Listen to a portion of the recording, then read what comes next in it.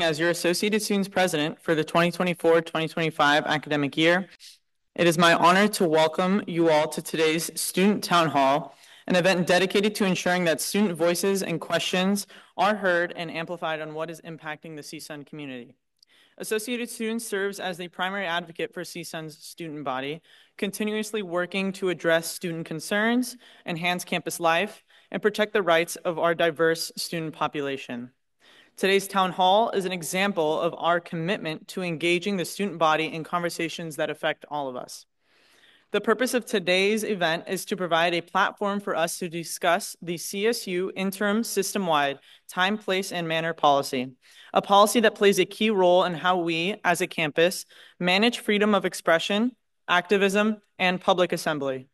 These are vital components of our campus culture, and we want to ensure students are fully informed about the policy and have the chance to ask questions, share concerns, and engage directly with the individuals responsible for its implementation. We are fortunate to have a panel of esteemed campus leaders with us today to guide this conversation, which I will introduce momentarily. Through this event, Associated Students hopes to accomplish several goals. First, to provide transparency around the policy and how it will be enforced. Second, to create an open forum for student engagement. And finally, to strengthen the connection between the student body and university leadership, ensuring that our voices are part of the decision-making process. We invite you to take full advantage of this opportunity by asking questions, expressing your thoughts, and making sure your voice is heard. Thank you all for being here, and I look forward to the meaningful discussions that will emerge. Now I'd like to take a moment to introduce the panel of distinguished campus leaders who have joined us to discuss the CSU interim system-wide time, place, and manner policy and CSUN's implementation. Each of them have been invited to provide insights on how this policy will impact our campus and how it will be administered moving forward. First, we have Dr. William Watkins, Vice President for Student Affairs, who plays a pivotal role in student life here at CSUN. We are also joined by Chief Alfredo Fernandez, Chief of Police from our Department of Police Services, who will address safety and security considerations related to the policy.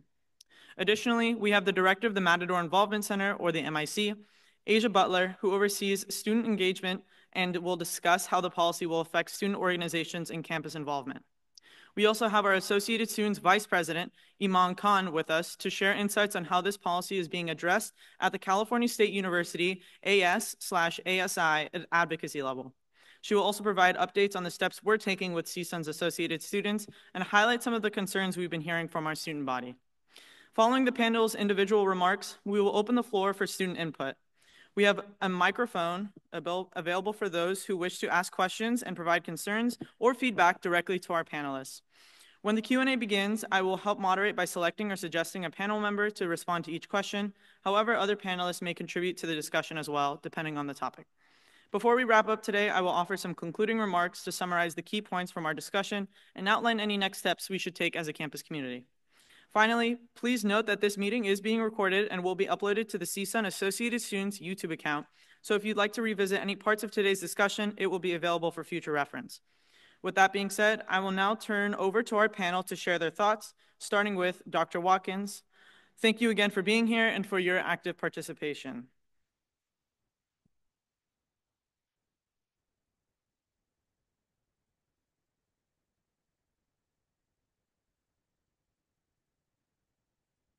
Can we get a cheer for our student body president? Thank you, Katie. So greetings and welcome and thank you for coming. I am really over the moon with excitement that you as students have carved out this portion of your day to come over and to engage with us about a recent policy that I think really is impacting so many sectors of our campus community. Quite frankly, I think we need to have more town halls about the kinds of issues that concern students. We live in very difficult and challenging times, and I find it exceedingly refreshing to be able to hear from students in their own authentic voices about the kinds of things that we are really trying to cope with in the world in which we find ourselves. So thank you so very, very much for being here. CSUN has a very cherished legacy that we honor having to do with student voices, and we experience those voices sometimes through various expressions of dissent, sometimes challenging systems and structures of power and authority on our campus and in our world around us, sometimes expressions that are in search of grounding and rooting with other student voices to really find solutions to the problems that we encounter as a community. And so really, I do want to celebrate you all for being committed to being engaged with this conversation. I've been asked to give a context for the time, place, and manner policy. I don't plan to go through the policy in specific detail. So the conversation, and I'm hoping that I'll be able to answer questions that you might have. Let me just ask, how many of you had a chance to review the policy, know where to get to it, and that kind of thing? Fantastic. Thank you so very, very much.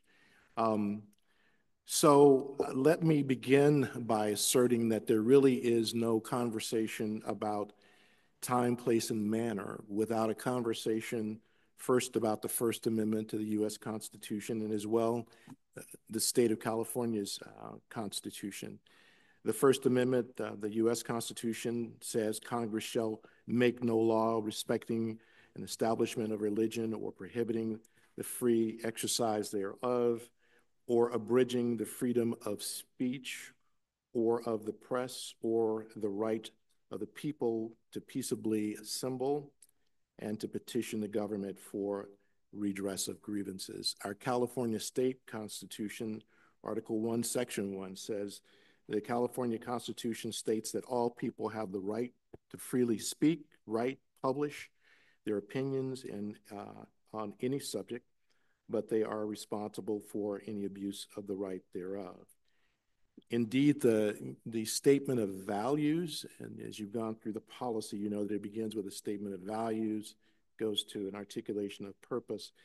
The value statement there in the CSU policy says, the search for knowledge requires the freedom to speak openly about concerns and issues.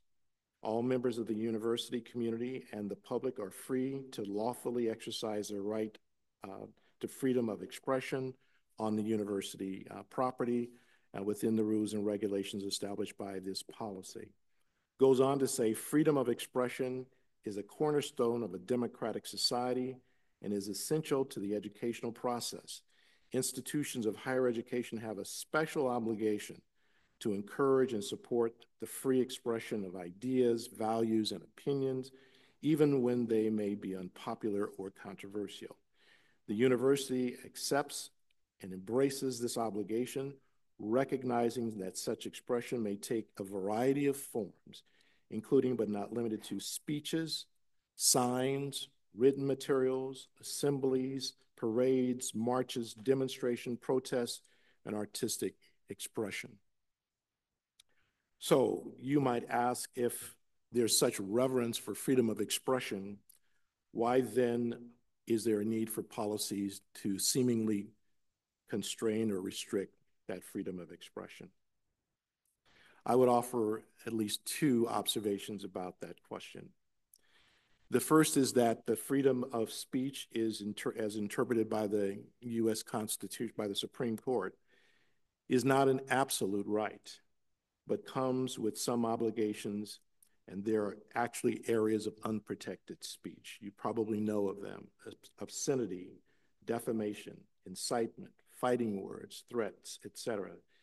There are a few other categories of speech that are not protected. The other framework is that the Supreme Court, in interpreting the First Amendment, has established that government entities may establish narrowly tailored, content-neutral restrictions and regulations on the time, place, and manner of free expression when needed to achieve a significant governmental interest. And by governmental, that includes a reference to a state agency, entities such as our own.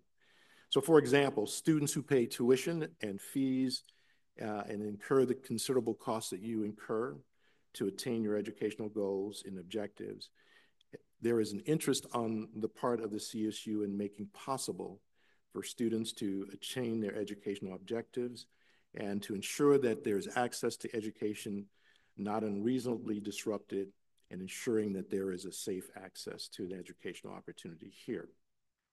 So what does this mean for the conversation today?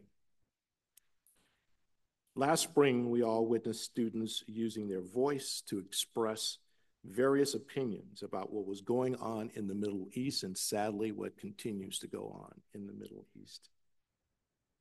On our own campus, students gathered, protested, assembled, but without the significant disruption of educational activities, impact on the use of our campus, and risk to student safety that happened on other campuses.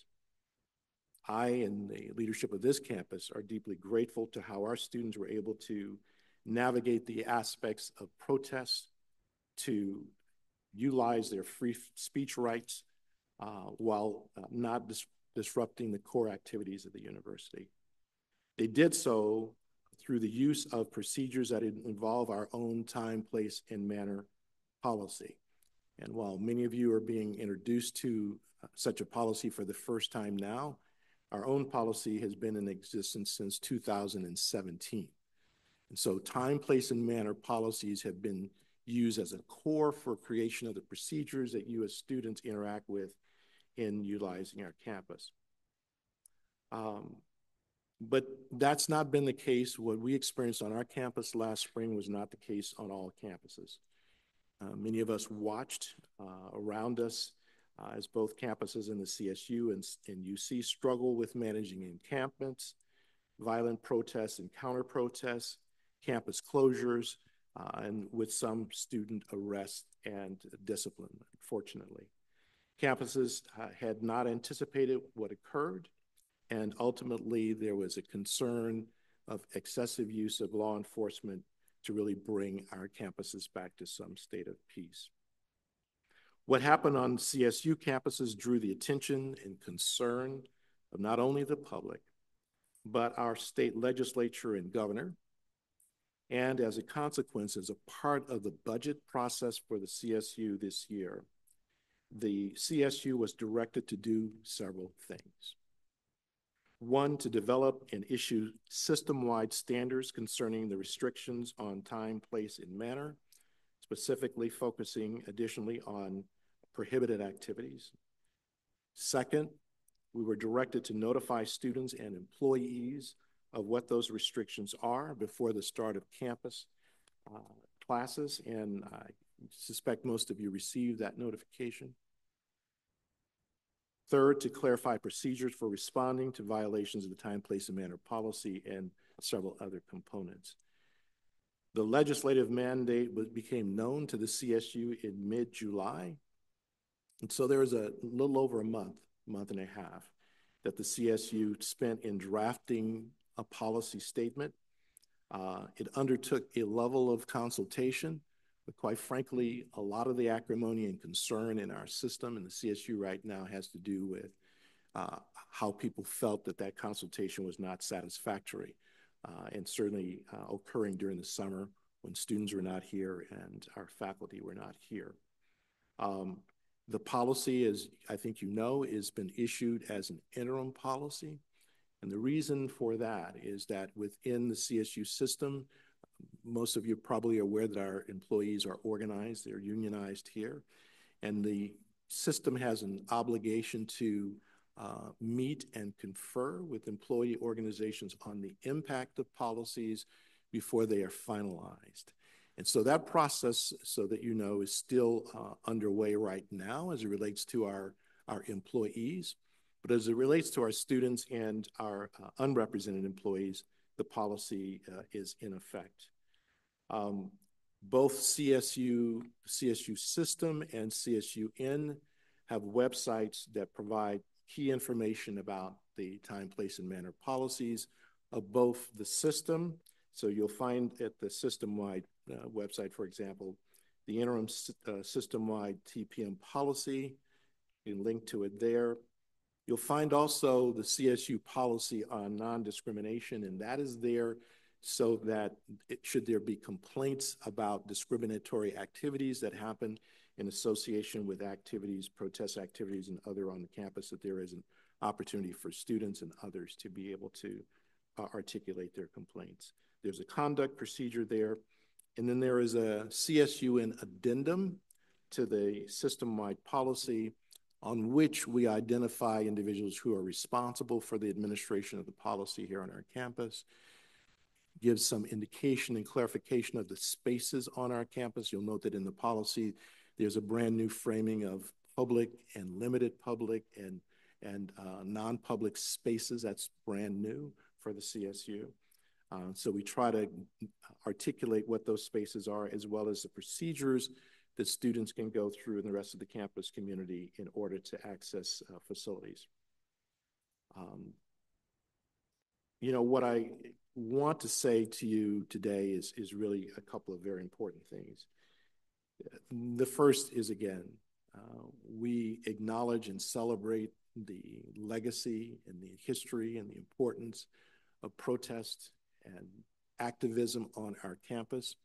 One of the unfortunate things is that the way in which the policy was rolled out, and without a lot of consultation before it was rolled out, it appears to students as if we are saying almost that they can't have events and activities on our campus.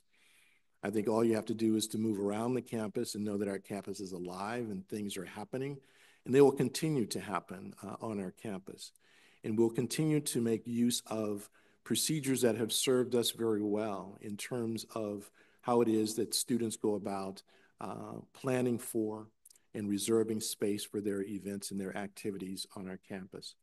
We will continue to be available to our students and the rest of the campus community, primarily through our Matador Involvement Center. You're going to hear from Asia Butler concerning the work that's done there. Many of you have, I know that some of you have actually interacted with that office in the past to schedule events and activities. We invite that, and we want to make sure that we know of your events and activities, and we want to make sure that we know you, that you know us, so that if there are any questions that you have about what it is, we would prefer to be talking about what it is that you can do versus what it is that you cannot do, because ours is an institution that leans into creating spaces for students to continue to interact and make use of their facilities here. We will always guide our students to be able to make use of the university and to make use of their voice in a way that hopefully avoids any conflict with the policies of the system.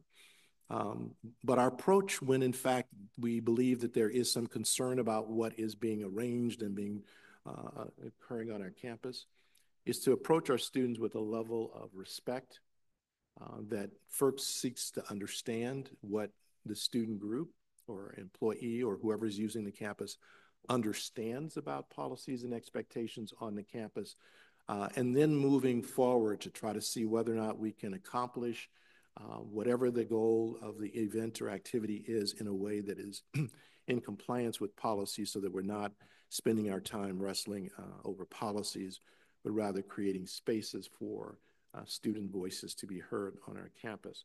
So I look forward to talking more fully and answering your questions about the policies. There are a number of things that are expressed in the policy, which quite frankly, I would have personally written in different language. And there's questions about whether or not you can wear face covering on campus. We've had individuals reach out to us about, can we continue to have events and activities that we have had for a very long time on our campus, because there's one way of reading the policies to almost suggest that you cannot make use of our campus. We can make use of our campus. You've seen things happening already on our campus.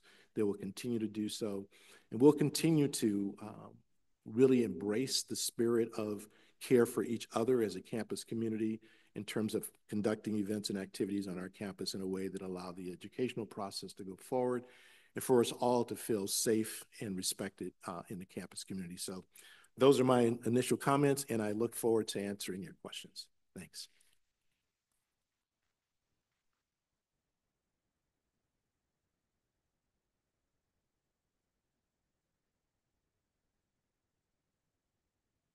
Thank you so much, Dr. Watkins. We'll now move on to our next panelist, Iman Khan, our AS Vice President.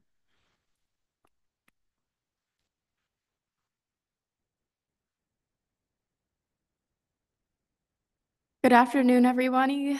My name is Iman Khan, and I currently serve as the Vice President and Chief Operating Officer of Associated Students here at CSUN. As you may know, Associated Students, or AS, is the primary advocate for students at CSUN. We work to provide meaningful programs and services that enhance the campus environment, keeping students at the heart of everything we do. It's important, and I want to clarify, that while we collaborate with the administration and the CSU system, we work for the students and we represent the students' interests only. In addition to my role at CSUN, I'm also the Vice Chair of System-Wide Affairs for the California State Student Association, also known as CSSA, which is a student-led organization focused on improving the lives of CSU students across the state. And their goal is to advocate for student needs and engage in higher education policymaking at the system-wide, statewide, and federal levels. We're here to address something that's been on the minds of many students, the interim TPM policy recently implemented on campus and system-wide throughout the CSUs. There's been a lot of concern and, frankly, dissatisfaction surrounding how this policy was introduced. From what I've gathered, the tone of this policy has left many students feeling extremely uneasy. The language is vague, some of the key terms are undefined, and it doesn't provide a sense of confidence or security students expect when it comes to exercising their freedoms on campus. Also concerning is the process behind this policy's implementation, which Dr. Watkins did touch on previously. To provide some background that we were provided from the Chancellor's Office, despite some engagement with student leaders, the Chancellor's Office only moved forward. They moved forward with the policy with little notice, only 2 days of notice. So students were informed. 2 days later, the policy was kind of set in stone of what was going to go out. They only accepted 3 of 12 points of feedback from the student body, and those changes were merely adjustments of word choice. And the policy itself was developed in 40 days, as reported by a representative from the Chancellor's Office, which was a very quick turnaround after the California legislator called for its implementation. It's important to know, while this policy comes from the Chancellor's Office, our campus is responsible for enforcing and interpreting it. This comes from the Chancellor's Office. Fortunately, CSUN has a long and proud history of student activism, and I believe that we are very well positioned to handle this new policy. I want to commend our response team, led by Dr. Watkins, who just spoke, for their ongoing work to ensure that the student voice is heard. I've spoken with students from other CSU campuses where activism is stifled and administrators don't take student concerns seriously, and I'm very happy to say that that is not the case here at CSUN. We're fortunate to be a part of a campus community where students can use their voices, access resources, and empower themselves. Student demonstrations have historically been a powerful force for change in social, political, and international movements. Don't let this policy erode your trust in our institution. We must continue to advocate for ourselves and each other. As a student leader, I'm here to listen, to work with my fellow students, to learn, to advocate, to grow, and to be an activist alongside the student body. I want to emphasize that my door is always open, whether you have questions, concerns, need guidance, or just want someone to listen to you. You can find me in the AS Leadership Suite, contact me via email, or give me a call. I'd like to say I'm pretty well versed in the TPM policy from a student's perspective, so please feel free to reach out and ask me any questions today. Thank you.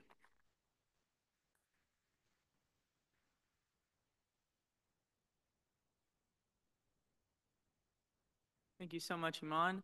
We'll now move on to our next panelist, Asia Butler, the director of the Matador Involvement Center.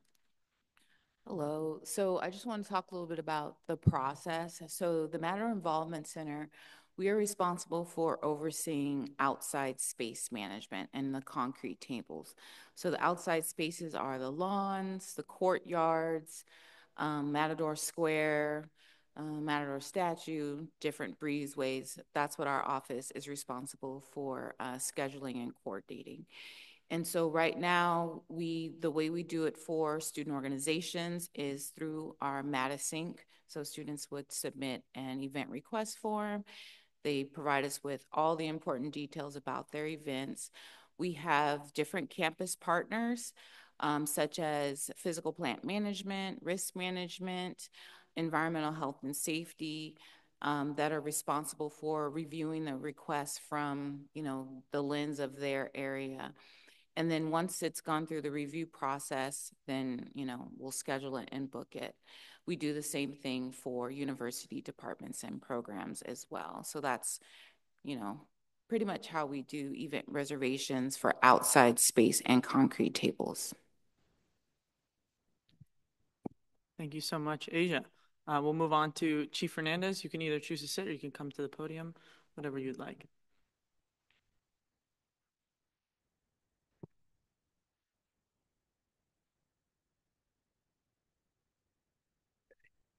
Well, first off, allow me to express my gratitude for being allowed to speak to the students regarding this very important matter. It is my honor to stand before you today and talk to you about the time, place, and manner policy from the perspective of the Department of Police Services. I'm not going to touch much on the time, place, and manner in how it affects us directly, because I'm just going to remind you that we are part of the campus community. And as part of the campus community, we are not separate from, we remain committed to all the vision, the values, and the mission of the campus that was spoken about by Dr. Watkins. It is our role to support that. And so there is not going to be a major change. In fact, there's going to be no change in how we respond to time, place, and manner situations. What does that mean exactly? It means that student events will continue to be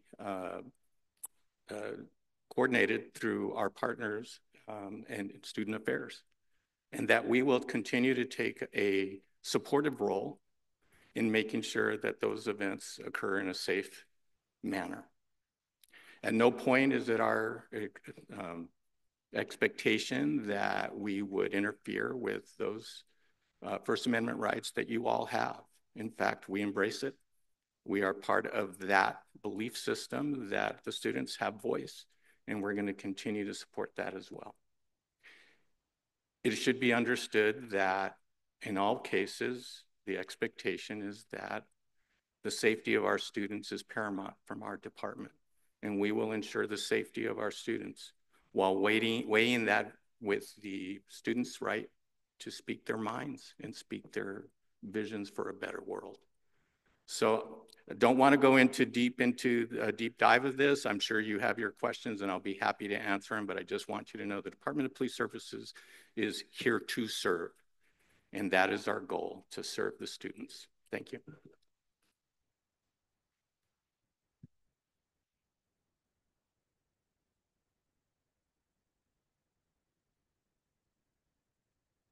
Thank you so much, Chief Fernandez, and thank you to all of our panelists for providing their remarks. We'll now move into audience questions. When asking questions, please state who you'd like to ask your question to first.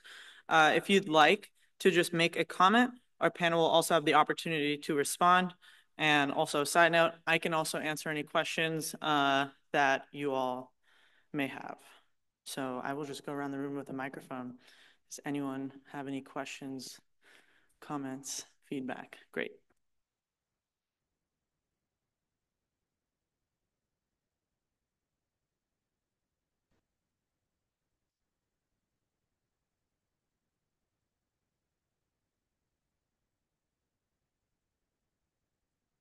Confirming that my audio is good and that everybody up there can hear me. Good? Okay. I have a question for Dr. William Watkins. You stated earlier that in the Constitution that you guys are not violating any parts of it. So I want to remind everybody and introduce that the Constitution is the supreme law of the land, and it's above all laws, more specifically on top of local laws, and surely supersedes any university addendum. So it says to recall that Congress shall make no law respecting an establishment of religion or prohibiting the free exercise thereof, or abridging the freedom of speech or of the press or of the right of the people peaceably to assemble and to petition the government for a redress of grievances. if we engage in any of these three activities, that being one of abridging one of the five freedoms offered to U.S. citizens, and that is what we are. We are citizens before we are students. Then essentially we would be violating the First Amendment and be deemed unconstitutional. So if we look closer at the language, to abridge, at least in law, which is the CSUN addendum, it means to curtail a right or privilege. And to curtail means to reduce in extent, otherwise put regulations on property, or quantity, impose a restriction on. The CSUN addendum on the campus time, place, and manner regulations says that there are three areas that are listed: the public, limited, and non-public areas. And it says that a limited area is a university property that is available to the public, but due to business operations, safety concerns, or other important university interest, is not open for assembling, marching, demonstrating, and protesting. Marching, demonstrating, and protesting, that doesn't really matter, but assembling is the key concern here. Activities in these areas may require scheduling and reservations with the university and are available on a limited basis and subject to campus regulations that are narrowly tailored to address the university's legitimate business interest. Now, I know a group in particular that operates in a peaceable manner. A group on campus, it's a Christian ministry group. They were engaging in a advertising activity wherein they had a sign that signals to onlookers that they would come and share a personal story and that they would be compensated a single denomination of currency for their time. In as much as that's the case, there was staff from the TPM policy that came to enforce the law about them, and they told them that they would be, or they were threatened to be banned from the CSUN organization clubs. And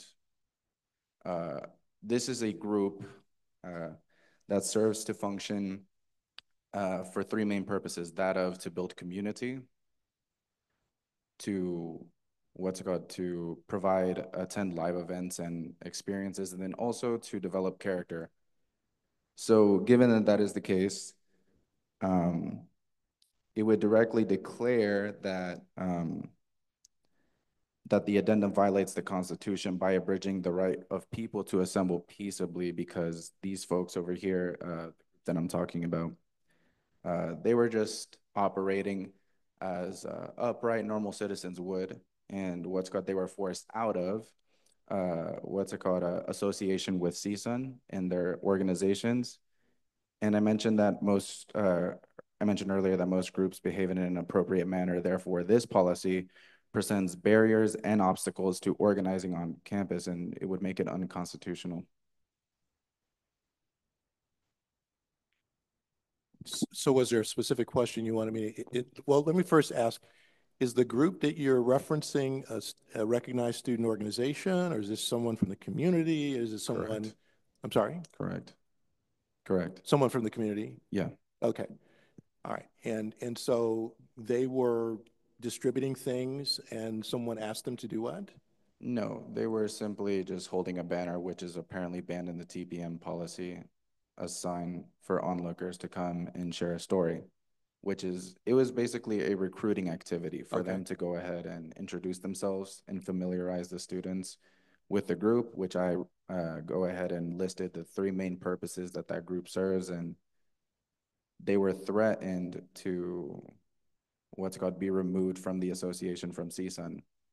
But that's just evidence, right? Of something that that the policy prohibits. But what I'm saying is mainly that the policy itself, is a violation of our First Amendment rights, because, as I said earlier, that the abridging of where was it?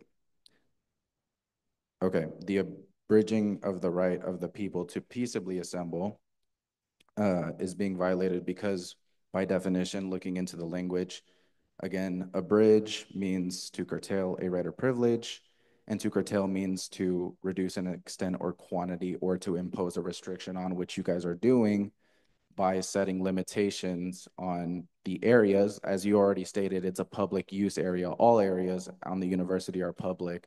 So on top of that, you also are putting an extra roadblock in as much as you have to reserve a location and you have to list the time. And now you have the data not only about all activities, but a group's whereabouts. So, yeah. So just a couple of things so that students understand.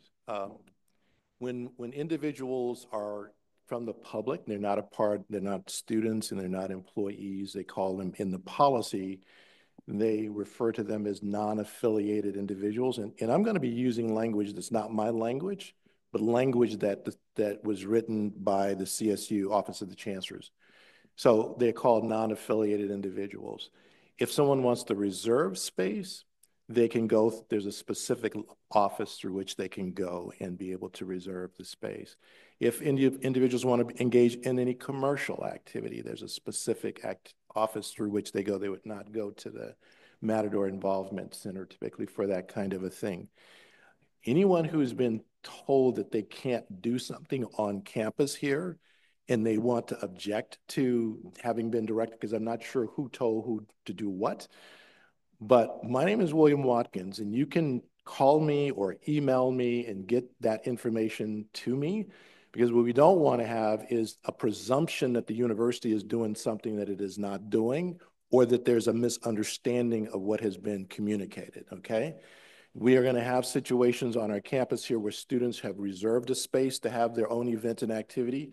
It's possible that someone will come in from the public and become involved in a space that's already reserved or something like that. We need to be able to address those kinds of things and to respond.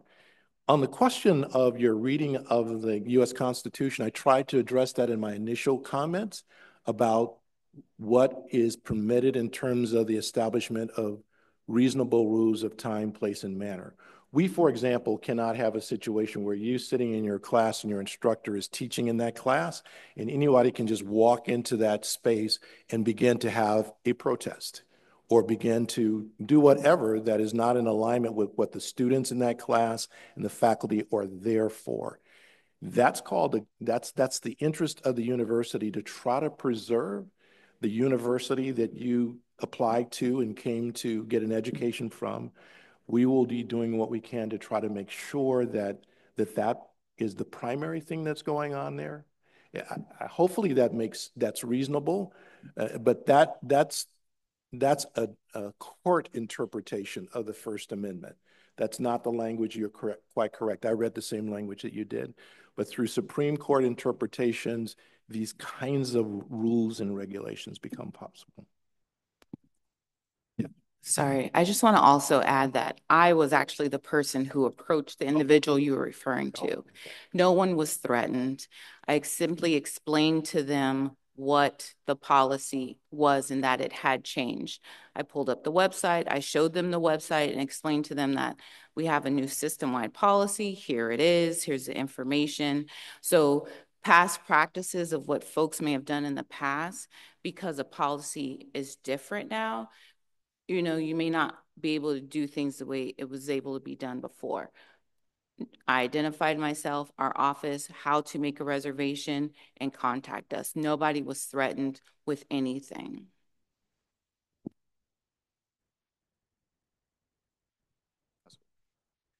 So to address just the last point that you made, I didn't say that, I clearly said that you threatened to ban them from association to the CSUN University, but I'll go ahead and elaborate on the other topics, which was that you said, Dr. William Watkins, that essentially if a person can walk into a classroom, it would cause disruption, and that's the kind of things that you don't want to have in a university. And it's reasonable for you to implement a policy that would allow you formally to go ahead and restrict certain people from doing certain kind of activities that would disrupt the normal operations in a classroom. It's not certain people. One of the things that's really important here is that these policies have to be administered without regard to who. This is completely content neutral. To do otherwise is in fact a violation of the First Amendment. Okay, I hear you. But what's got certain activities like being too loud, for example,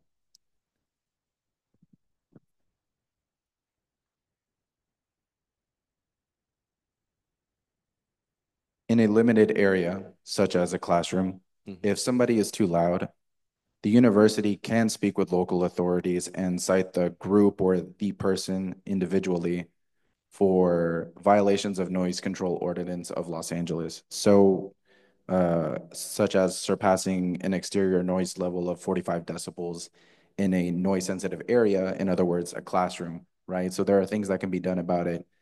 And this policy, in as much as what's it called, there are folks who can be noisy.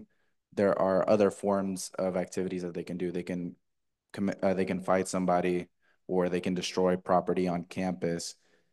And what this policy does is what's it called, essentially dial the focus on those who would engage in those type of behaviors and make it just present hardship essentially for groups to organize. Yeah. And for people to engage in community and like networking and what's called building friendships. And to be quite honest, like it's important for people to engage in to engage in healthy relationships because it's better for the human. But what I'm basically saying is that for the few folks that that can go ahead and disrupt the normal operations of the process, the majority of groups don't operate that way. They operate in a peaceable manner. Absolutely. And we're happy about that. Right. And what's it called? And there's just it's not that this policy it doesn't make sense. It's just it's unnecessary, or it needs to be altered. Yeah. So no one asked me if I wanted to issue this policy. You know, we had our own policy, and students were making use of our campus community. And what we're trying to do is to say the way in which our students have typically made use of Cal State University Northridge, we expect that to continue here on our campus. When there's a disruption in the classroom, the person who's going to administer that's going to be the faculty member in the classroom. You know, if some event or activity is happening in the Soraya, it's going to be whoever the staff is. I mean, we don't have a little army of people who are walking around now suddenly marshaling and constraining the kinds of things that are happening on the campus. If there's, you know, a performance or anything that's happening on the campus where the music or sound is too loud, we will go to the individuals respectfully and hopefully make that point to them. And my experience is that people are not trying to disrupt others. And once we've had that kind of conversation, our students generally find a way to continue to do what they're doing, but doing so in a way that's not having an unintended impact on other individuals. So we're going to continue to be in conversation about these things and hopefully be able to work our way through them.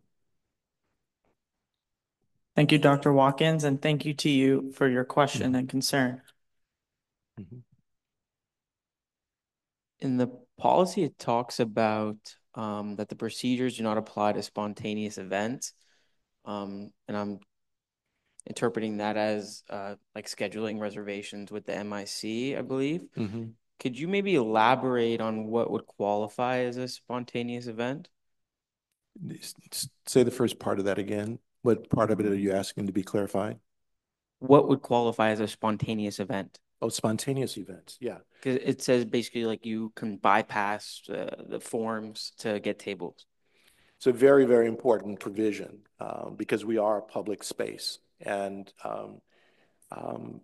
while there are restrictions that are articulated there and there are procedures for registering and scheduling events and activities on the campus, we know that things are going to spontaneously happen here on our campus and without individuals having a need to or going through a process of scheduling or registering that event or activity.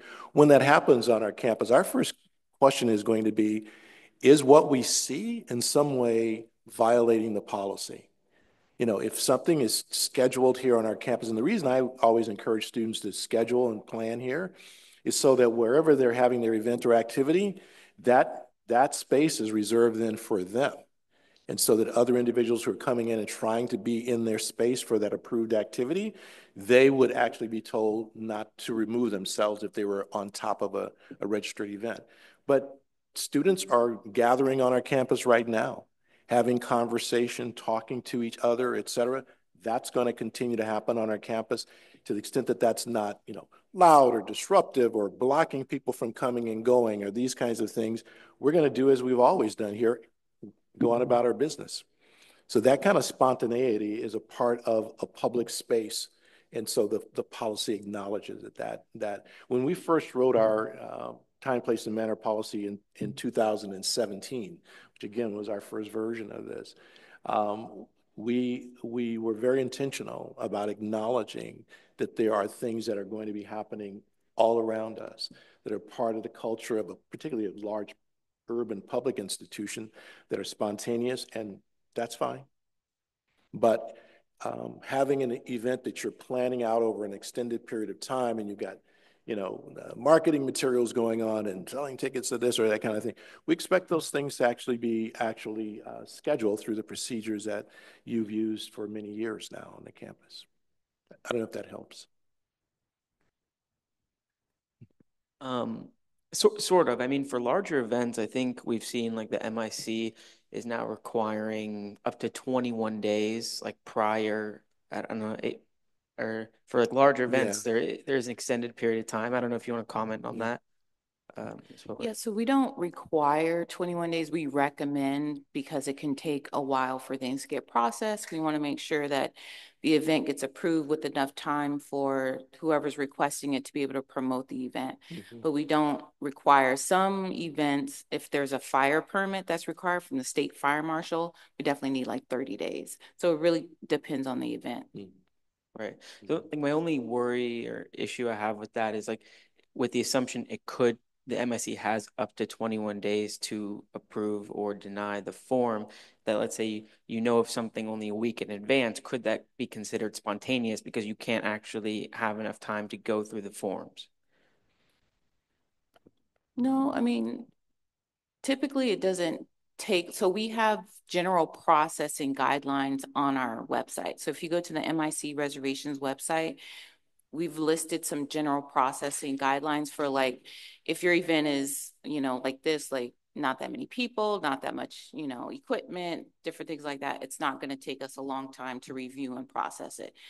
The more complex an event is, the longer it will take for it to be processed. So, working with our campus partners, we try to process things within 5 to 7 business days. Some things are faster, some things are not. But depending on the event and how complicated it is, that's how long it will take to process it. We're not asking for 21 days to process every single event. You guys do work as fast as you can. I do know that, but I do also know there are staffing shortages in the MIC, which make your job like really difficult right now, which I'm sure you guys are trying to sort out, but it has extended some of those dates a little bit like in recent times. Yeah, like I said, we do have campus partners that we work with. So we may have looked at the request and seen the spaces available, but risk management is still doing their review. PPM hasn't provided a review. EH&S needs to provide a review. So, sometimes our campus partners who have to provide additional review, that can take additional time. The further comment here. We would prefer for you to bring it in without the 21 days than to just say this is therefore a spontaneous event and let me just go do it. It's going to be far better for you to permit us to try to work with you and get that event established, even if you don't have 21 days to work with. That's definitely our preference. I appreciate that question. Oh my gosh, I forgot there's like a 1 second delay after I turn on this microphone. Oh, the microphone's on. Okay. Thank you, Dr. Watkins. Thank you for your question. Thank you, Asia. Any other questions? Please raise your hand. Yep. I'm gonna go over here and then I'll go over to you. Sorry, I have a couple. Okay, sure. Yeah, we'll start with one. Wait, who was gonna ask the question? Oh, wait. Okay, so we'll start with one. Okay. So, I'd like to take this time, right, to address the policy specifically on behalf of Students for Justice in Palestine at CSUN, student organization, as you guys know, committed to amplifying and building student power for the Palestinian liberation movement and in solidarity of the Palestinian liberation movement. And I gave a statement previously at the Senate meeting originally about this. But I'm just going to repeat that again so that we all know where I'm working from with this. And my question that I have is that, so since we're speaking candidly, right, in the face of really blatant injustice and crimes against humanity, we already know that this idea of there being a proper time and place and manner for that kind of denouncement is frankly ridiculous. But I guess you guys talked earlier, so this is a specific question towards Dr. Watkins and Fernandez. If there are ways the policy can be read in a way that interrupts regular student activity, right, as you said earlier, Dr. Watkins, then we also know the policy can be equally enforced that way. And you guys said before, so I'm getting the sense that we're supposed to trust you with a really incredibly repressive policy like this. And most of the student activism you guys addressed earlier, right? The historic student activism here at CSUN has frankly been approached with really intense police repression and brutality. That's historical fact. So I think it makes sense, right, that students don't necessarily have a trust that this institution has their best interest in mind with a policy like this. So I guess my question just in this space, so we all know, what are the real commitments and promises that you can make to students so that we can trust you with a policy like this, something that can be used in a really messed up and repressive way? What are some tangible things that you are going to do or not going to do that can build this trust with something like this, especially since students don't have an input, right? And faculty are discussing about this right now, but as for students, it's already set. So yeah, question. You know, personally, I would just lean on my own track record and that of the people who are on our team. We had demonstrations and protests here last year. We're in those spaces, and it wasn't that everybody wanted those spaces to be happening, but we recognize the importance of free speech, and so we will continue to try to create space and to make clear to folk that that is a part of what happens on our campus here. We're not talking about anything that's brand new here at Cal State Northridge, and certainly not for me. I've been around here a minute, and I've seen a whole lot of demonstrations for a whole lot of things. The backdrop for this is the Middle East right now. It'll be something else the next moment. And so I think about all of those things when I think about this newly existing policy. We will continue to fundamentally expect that we are able to have conversation, and you'll probably see us hovering around trying to meet you, have relationships with you, become known to any of our student groups and organizations here. We think that the fact that we have relationships with our students helps us during these periods where there is a matter of trust and confidence, and how is the university going to do this and do that. We don't want our students being surprised by anything, and we don't want to be surprised. We don't want people characterizing how our students are. People call us and say, hey, what are the students doing over there? Well, we know what our students are doing here, and our students are in fact having their voices be heard in a way that aligns with the educational process and fundamentally our own safety and well-being as a campus community. Our students care about each other. So we believe in our students here, and I guess at some level you'll have an experience with us this year that hopefully will convince you that we do respect we do respect the voice of our students, and we do that within some framework of expectations here, and we're transparent about what those things are. And if there's anything that's been articulated by way of a policy or a procedure that we need to talk about, we need to talk about. And find out if there's a way in which to get what it is that you're trying to accomplish, or any of our groups are trying to accomplish, done within a way that's in harmony with who we are as an institution. Our values are pretty stated here on our campus. So, I can't give you a more concrete thing than that, other than to say your view of this matters to us, and that's part of the reason why we're here. Dr. Watkins. Iman? I just want to add, as a student, when I read this policy, I was very shocked at the language used. And I had that same thought, like, how are we gonna, or how is the campus going to uphold their promises to the students? And um, like you mentioned, there was such little student input when the policy was made. And I think there's two things to like remember here where the chancellor's office was the one who was lacking that student feedback. And the chancellor's office is something, unfortunately, that's like beyond CSUN.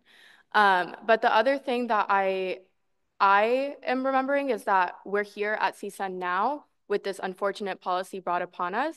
And it's like our job to, when we do have issues with it, to talk about them so that when it comes to enforcing it on our campus, the student voice is known and it's heard and we can work with it rather than,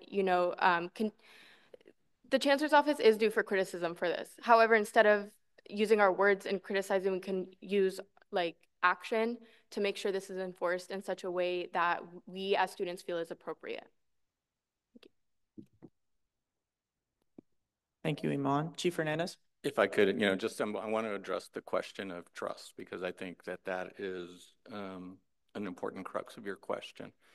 And so I first off want to start by acknowledging that we at the Department of Police Services understand that there are communities that have trust issues with law enforcement based on historical past practices and, quite frankly, unethical and issues that have occurred within law enforcement. And we acknowledge that this is an area that is important for us to address as a profession. We work hard to gain your trust, but we understand that we have to earn that trust, and we are not by any means asking you to give us anything that you're not comfortable doing. All we would ask is give us a chance to show you that we care very deeply here about our students, that we are part of this institution that believes, frankly, in the right of all our students to gain an education, regardless of their standing in community and whether they have the same opportunities that others may have that are at an elevated level or considered elevated level. We are here as part of this institution, and we take seriously our responsibility to support all our students. We believe that this is such an important situation that we have within our department a director of diversity, equity, inclusion, and community outreach. And his job is to present and provide liaison with those students that have distrust of law enforcement, to allow you to have your voice in a safe space, and so that we can show you that we care deeply and we are going to do a better job than has been done in the past. So I don't ask you to just trust us. I ask you to watch us and see how we respond and see what we do. We are here to serve all our students, and we take that very, very seriously. Thank you. Thank you, Chief Hernandez. I know you said you had a couple more questions, but I'm going to bounce around the room and then we can come back. Did you want to ask yours? Hello. Oh, okay, cool. So hi, my name is Nicholas. I'm with the CSUN's Young Democratic Socialists of America. And my question is just mainly open to interpretation for all of you, mainly Dr. Watkins and Mr. or Mrs. Butler. So one of the new policies that we have is disguises and concealment of identity. Now, this is a very broad statement, as previously mentioned by Vice President Iman Khan. And I'm sure you're aware that disguises and concealment identity is like obviously like whole mask and everything like that. But since it's very broad, it can be seen as it can be a very broad interpretation. And we've seen from UCLA, USC, UC Irvine that they've considered N95 and surgical masks as bannable and punishable. Despite the CSU not having any control over these campuses, how can you assure our safety and health while protesting be secured while other colleges clearly disregard it? And I say this also because, as we've seen, COVID has not really gone away. While we haven't been out of the pandemic, we still obviously deal with COVID. And again, this can be seen as punishable by wearing these kind of masks. So thank you for asking that question. I mean, it's one of the provisions in the new policy that really just caused all of our heads to spin around. It's like we experience the lived reality of people continuing to wear masks for reasons that you don't even have to have a reason. I mean, it's your choice.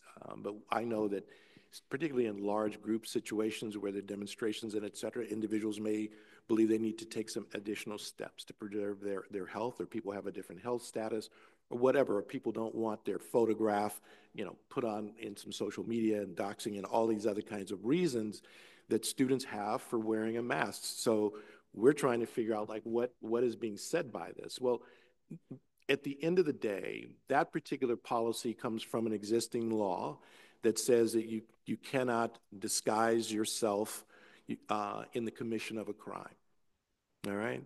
So that's the fundamental core of that. So individuals who are gathered anywhere on the campus or even at a protest, if that individual is not engaged in the commission of a crime, then there's no issue of their identity. There's no disguising. They're just there at that particular activity.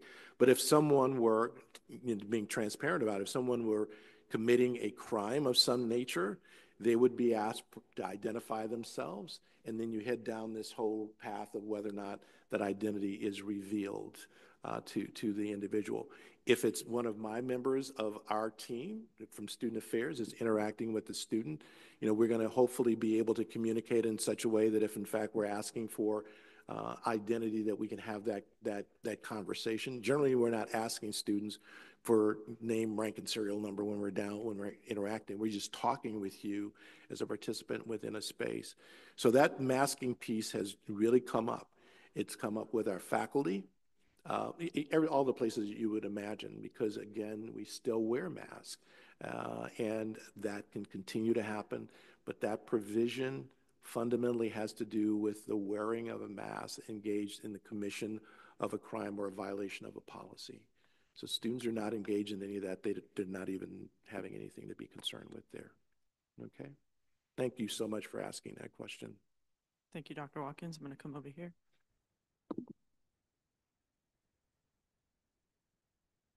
Good afternoon. How you doing, sir? Doing well. Hello, I'm representing SQE today. Good afternoon, everyone. Students for Quality Education. My name is Tyrone Jeffries. I'm currently an intern for California Faculty Association. Time, place, and manner has affected a lot of small organizations on campus this year. And it's basically students who are small organizations trying to grow or put their voice out. They're being shut down a lot by a lot of the time, place, and manner restrictions. Maybe you can help me enlighten me on this, but Students for Quality Education, the reason why we're able to advocate is because we are a part of California Faculty Association. If that weren't the case, we wouldn't be an advocacy group on campus because we don't have the amount of people required to be a group on campus. Therefore, when we try to express ourselves on campus wearing these shirts, CSUN comes to shut us down, whether we're tabling peacefully or even protesting. We haven't protested at all this year. We've been peaceful, but CSUN has come to shut us down. So we as SQE have learned to move around the bush, but you have a lot of other small organizations that lost some seniors last year that are trying to grow. I'm just asking, are you aware of the impact that time, place, and manner has kind of tightened down on the smaller groups to grow? I'm not sure the time, place, and manner has caused that, but I think that you're in part talking about becoming a recognized organization on our campus. And there is a certain membership threshold, 5 members, okay? So part of the practices of this campus is for the university to recognize you to use the university's name, you to get the privileges of being, that there needs to be at least 5 of you, okay? Now, there may be some groups for whom that is a problem. But if that's not a problem and you're choosing not to be recognized, then that means that all of those things that happen by dint of being a recognized organization, those would not flow in your direction. That may mean that you therefore partner with another club or organization to reserve some space, or you may, if there's some other entity that you might choose to go through. But some of this has to do with choices that organizations make. And we respect that there's certain movements, certain organizations, certain spaces that they don't want to be recognized by the institution. But this is one of the things that happens when that occurs, is we have to do some other workarounds.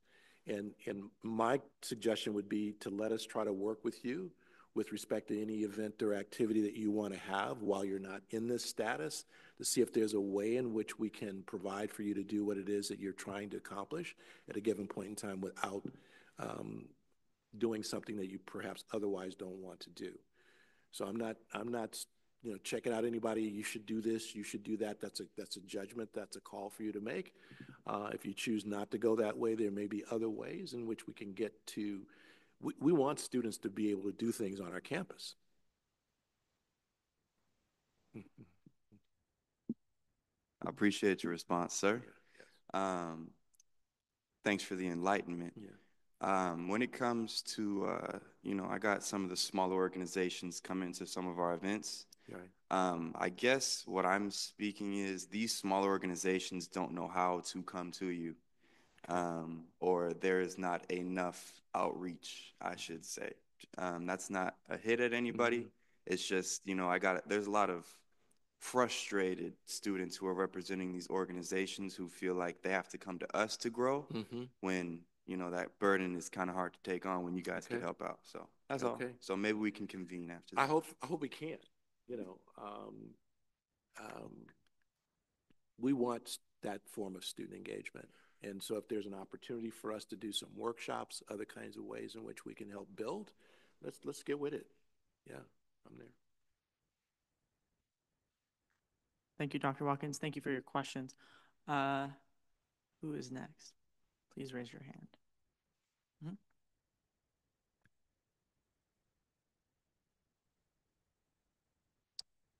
Hello, everybody. I'd like to start out and introduce myself. I'm John Vega. I'm here on officially representation of the Institute of Electronicals and Electrical Engineer, IEEE HKN Lambda Beta chapter.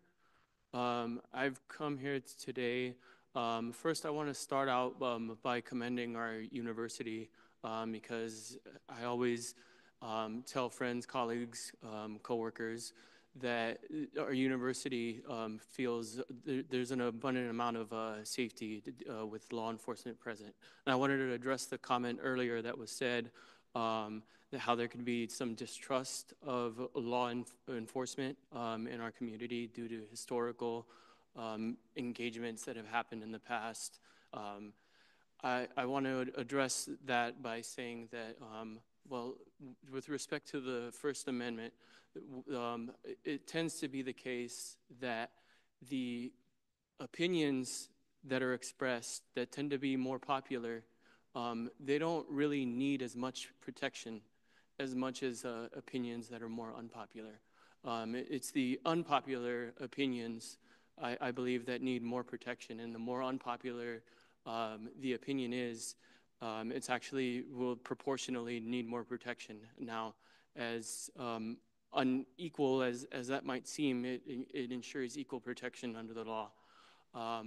What I wanted to actually address today in this meeting is that the political climate in this country has become increasingly polarized. It has been very disheartening and outrageous. Some of the recent events that have been going on here in this country with regards to politically based violence. And it's not to say, oh, it's this side or that side. I believe that both sides need to accept some responsibility and some accountability in it. But what I want to ask in regards to the time, place, and manner policy is, suppose we don't have an actual organization that's actually registered with MATA-Sync, and there's some events happen very quickly in the news that can demand a sort of a reaction. And I wanted to know what steps are going to be taken in order to, because it seems with the time, place, and manner policy that there's a actual restriction that's being placed where we have to actually organize and plan in advance. What sort of things are we going to do to address people that would like to present actually the next day after some major event has happened and we don't have an actual official voice on campus, we don't have an organization, we just feel like we may just want to go out and protest the next day because a certain event or an act has been committed either in other parts of the world or here in our country at home. I just want to know how is this policy going to be revised or amended to make that burden of having to register in advance? I see it as an undue burden on our freedom of speech, and how will that be addressed here? I guess this is more addressed towards William Watkins, Dr. William Watkins, if you can take this question. So I'm leaving this space, understanding that we need to do some work. I mean, what you've described, three of you now, talking about when there is a need for students to have voice about things, but we don't have the time or the mechanics or all of the boxes that we can check to comply with what we understand to be the current rules and regulations. You've challenged us to think more about that. We don't want our students to not come to us. And if we are creating circumstances that inhibit that, then we want to think about it. You know, how is it that, because what you're describing is the spontaneity that I was just talking about to the other student here, that things happen. And we would prefer to know about an intention to be able to gather or to have some assemblage without some of the other timelines and structures and stuff that are not consistent with a spontaneous world event or other kind of circumstance. So I just thank you three, and probably others of you might have some of the same kinds of experiences. I need to try to help my team. And Dr. Shelley Reyes-Bischoff is here in the area, working along with Asia Butler and myself. We need to do a little bit more thinking, and I need to hear more of their ideas about how it is that we can think about this and then set those processes out there so that our students are not feeling as if they've got to go around us because they can't comply with what we've been saying thus far. That's a challenge, and I take it on.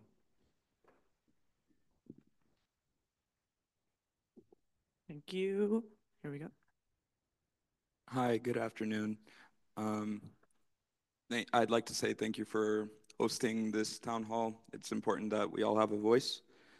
My name is Sarkis Sarkisian. I'm the president of CSUN Car Club. And I wish I could say that I understand the new policy, but all of our emails from both our advisor and myself have been ignored.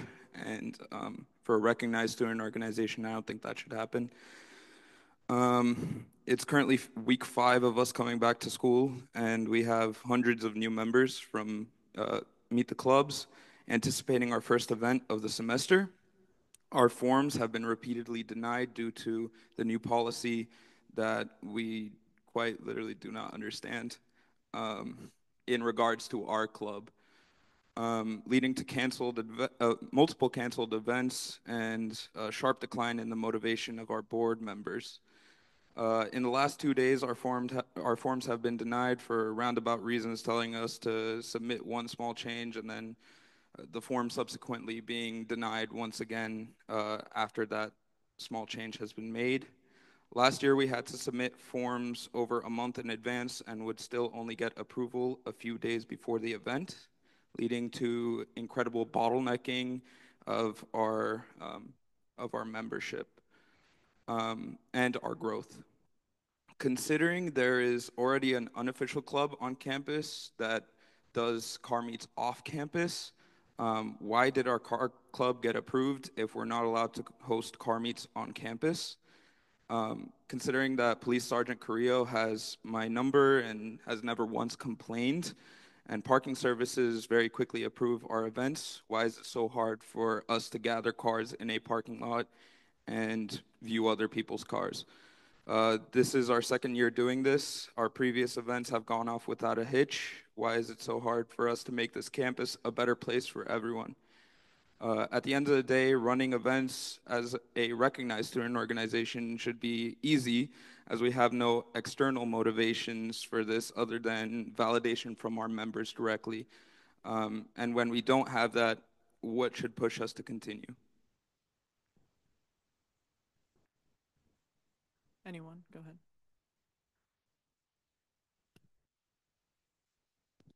I mean, the issue with the forms you all have been submitting, they just haven't been completed properly. And, you know, myself, I know Meredith has tried to provide guidance. So I think that's some more technical things that we can talk about offline, but it's just really important to complete the forms properly. At Meet the Clubs, I think I told you that, you know, because the policy had changed, the request would require some additional review and approval. And so we're going through that process now because the form was recently resubmitted properly. So, you know, we're not trying to make it difficult, but it's just really important that people, you know, like follow the instructions that we're giving. And if they need to come into the office and have us go through it step by step, we can do that.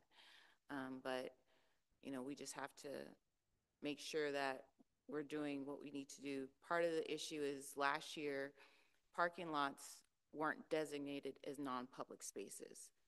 With the new policy change, they are designated as non-public spaces. So as a non-public space, now we have additional review and approval that we have to go through. So I'm sorry it's taking so long, but, you know, we just have to follow the process right now. Thank you, Asia. Did anyone else want to comment from the panel? Okay, then I'll go over here.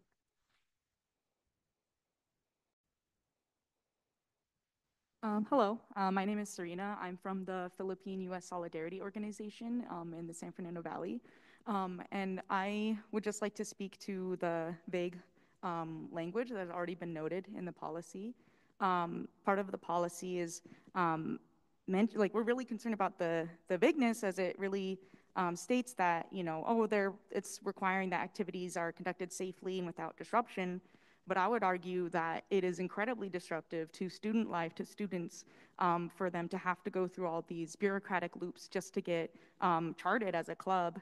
And I would also argue that it is very disruptive that students have to pay so much for rent and food, when we also have been hearing that actually at the housing for CSUN, there are things like black gunk. It takes months for even the most basic things to get fixed in student housing. So while like this particular form is about the time, place, and manner, I think there are far more disruptive things to students' lives than people fighting for human rights. For example, like SJP, like Mecha, like PUSO.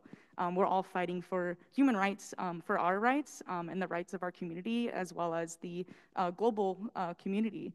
So I think I would just like to voice that is the most disruptive in my eyes, that we see the CSU system is really profiting or prioritizing profit over what students and faculty and workers in the CSU system are experiencing.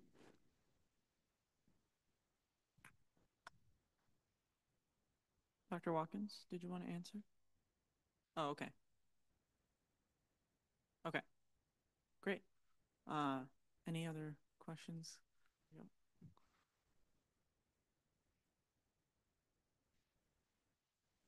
I'd like to take a look at the registration process that you guys were speaking about earlier.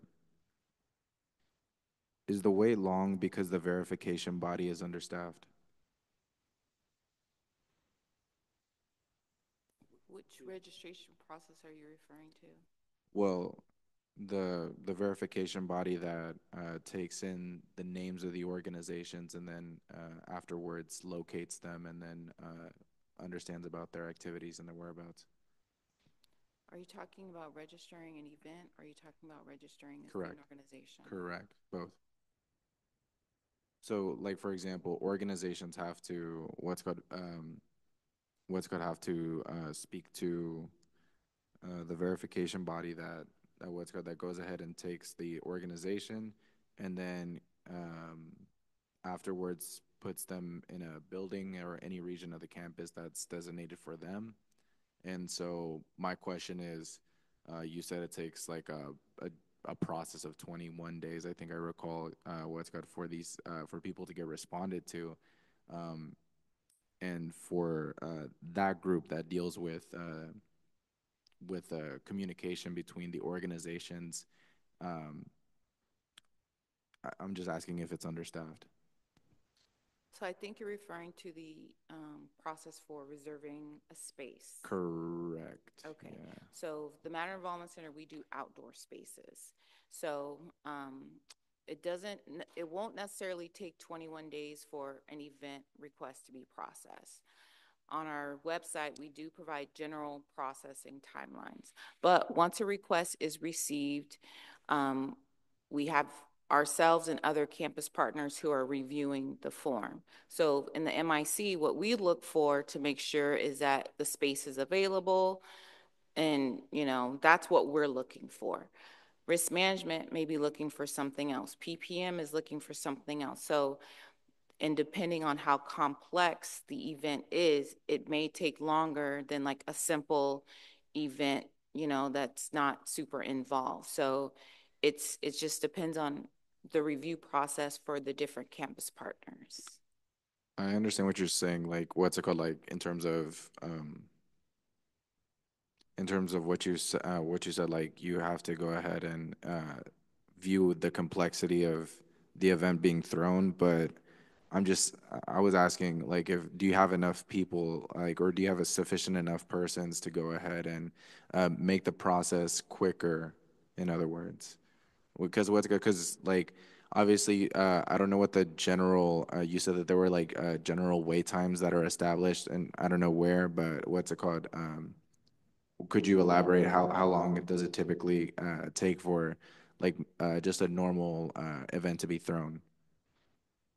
Yeah, so like I said, on our website we do have general processing times, and I kind of broke it down by like simple events, small events, to like a concert, right? So there's a wide range. So it just depends on what's happening in the event. But for the most part, simple events can take, 5 to 7 business days to be processed. Sometimes, like I said, the MIC, we've looked at it, we see the spaces available, but there's another department that also needs to provide a review and make sure everything is okay. Maybe I can suggest that we'll hang back after this meeting is over. So if any of you have specific things that you've submitted that you want some update on, let's workshop that through and try to deal more generally with the time, place, and manner policy, which is not necessarily affecting some of these scheduling issues here. But we'll hang back and deal with any of these concerns. We're pleased that we've already added one additional new member to the team in the Matador Involvement Center, and I think we've got another one on the way that's coming. And so we're doing some staffing up issues there as well, and we'll hopefully be at full strength pretty soon. Yeah. Thank you, Dr. Watkins. Thank you, Asia. Thank you for your question. Any other questions? Yep. Yes, I have more of a statement and a question. Is that okay? Okay. Hi, my name is Charisma. I'm a sociology student here in CSUN. I'm also part of Anak Baik Northridge, which is a Filipino student youth organization that fights for national democracy and liberation in the Philippines. I'm here today to voice my concern as a student youth organizer. My second year as a transfer student, there has been a rise of injustices students are facing here in CSUN. I recognize that the time, place, matter policy is a threat when it comes to expressing our freedom of speech and the freedom to protest for what is right. We saw that the undemocratic policies like these are being made nationwide as our colleges continue to protect profit instead of supporting its students and professors. We know that our colleges have ties to war profiting that goes into bombing countries like Palestine overseas, As students fighting for change and making sure for our tuition dollars go towards actually serving our community, we see that the time, place, and matter policy is repressing us for wanting to voice the demand. While our ethnic study programs get gutted, while our students get to tuition hikes raised, we see that the money that could be going to serving these communities are going towards surveillance and policing the students instead and wars. As an organizer for Anak Bayan, a youth and student organization, we are seeing there are parallels between what is happening here in the Philippines. Back in home in the Philippines, youth organizers and journalists who are voicing injustices have been reported missing, threatened, and even taken from their own homes and families by the government. These fascist policies don't happen out of nowhere. They are built upon from other examples of repression of freedom of speech, such as when they would surveil and punish student voices. Such is the case with the policies Time, Place, and Matter, among other examples. Also notable is that the war industries and bombs that our universities has tied to are the same ones that go into killing activists, civilians, and peasants in the Philippines and other countries. As Anak Bayan Northridge, we want to be able to voice the need to end this imperialist violence and fight for national liberation in our home countries, which will be limited under things like the Time, Place, and Matter policy and other rising student repression issues we are seeing on campus. Sitting in my class, learning about the history of activism within the United States, I find it hypocritical that while my own institution is providing this education, it is also promoting policies in which limits us from practicing these rights. We call on CSUN to disrupt any policy that threatens our rights as students to protest and freedom of speech. We call for our tuition dollars to contribute to the students rather than war, surveillance, and police funding. And we call for any Filipino youth to join Anak Bayan Northridge in fighting against U.S. imperialism, capitalism, and feudalism. Thank you. Thank you. Did anyone just see me trip on the speaker? No, you didn't. Any other questions or comments? Yep. Does the MIC have a device to measure sound? Because in the time, place, manner policy, it states like certain decibels. So they have a device to measure sound? We don't have one, but we have borrowed them from the USU before. Got it. Okay. Thank you. Yep.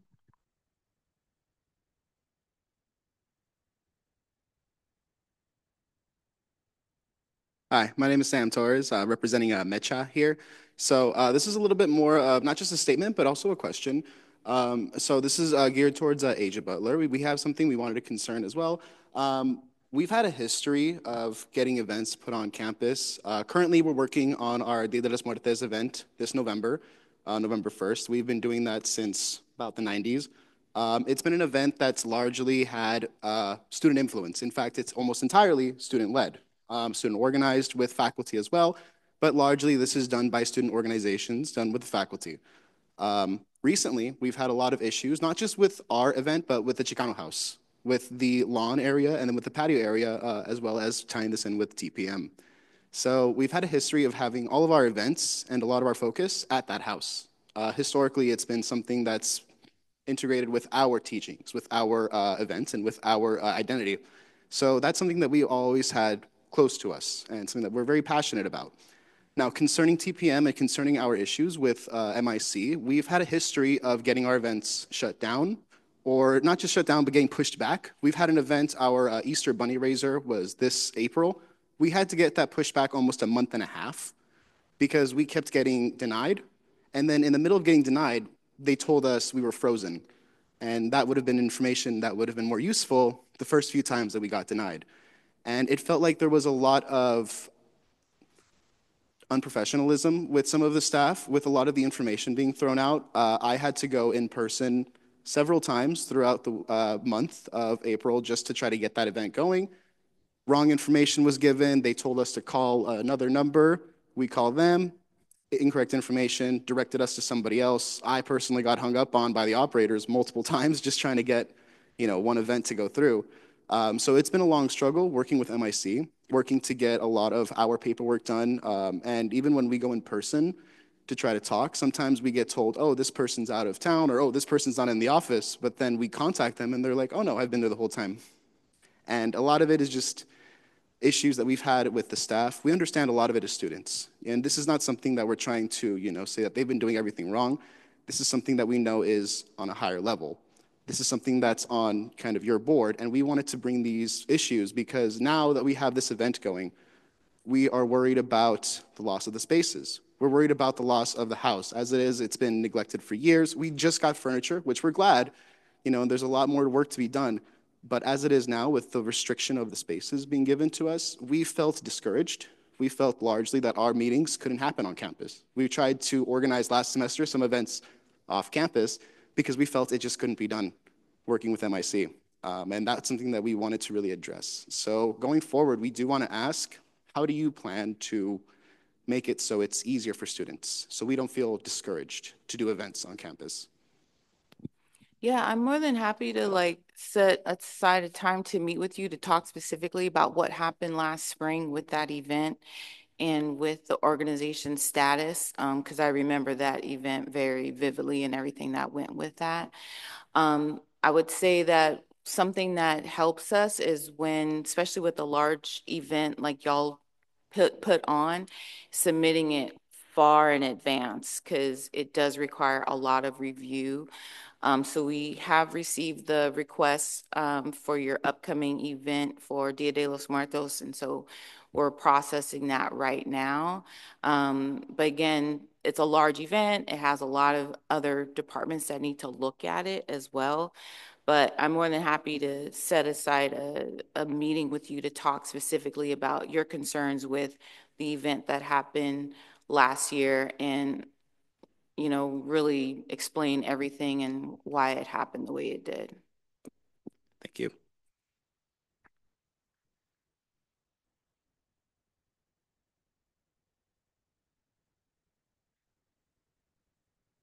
Hi, everybody. Sarkis with Car Club again. Why, as organizations, are we forced to adhere to rules about sound that's specifically confined to a certain timetable when the school makes exceptions for itself, for example, the Summer Movie Fest?